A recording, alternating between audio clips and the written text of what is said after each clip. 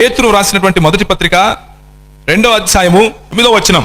అయితే మీరు చీకటిలో నుండి ఆశ్చర్యకరమైన తన వెలుగులోనికి మిమ్మును పిలిచిన వాని గుణాతిశయములను ప్రచురము చేయు నిమిత్తము ఏర్పరచబడిన వంశము, రాజులైన యాజక సమూహము, పరిశుద్ధ జనము, దేవుని సొత్తైన ప్రజలై ఉన్నారు. మనం ఏంటి? What is our identity? మనకు ఆధార్ కార్డ్ ఏంటి అంటే మనం ఏంటో ఫలానా కులంలో పుట్టాడు, ఫలానా ఇంట్లో ఉంటాడు, వాళ్ళ అడ్రస్ ఇది, వాళ్ళు ఇట్లాంటోళ్ళు, వాళ్ళు అలాంటోళ్ళు కాదు.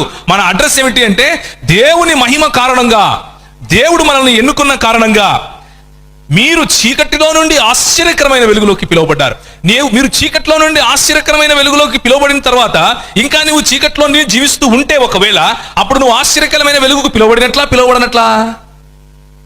హలో, చీకటి నుండి ఆశ్చర్యకరమైన వెలుగులోకి ప్రభు నిన్ను పిలిచినప్పుడు ఒకవేళ నువ్వు ఇంకా ఆ వెలుగులోకి రాకుండా చీకట్లోనే జీవిస్తున్నావు అనుకో, అప్పుడు నువ్వు వెలుగులో ఉన్నట్లా లేనట్లు. రక్షింపబడ్డాను అని అనుకుంటున్నావు అంతే. నీ హృదయంలో ఇంకా చీకటి ఉంటే నువ్వు రక్షింపబడుతున్నాను లేక రక్షింపబడ్డాను అని నిన్ను నువ్వు మోసం చేసుకుంటున్నావు అంతే.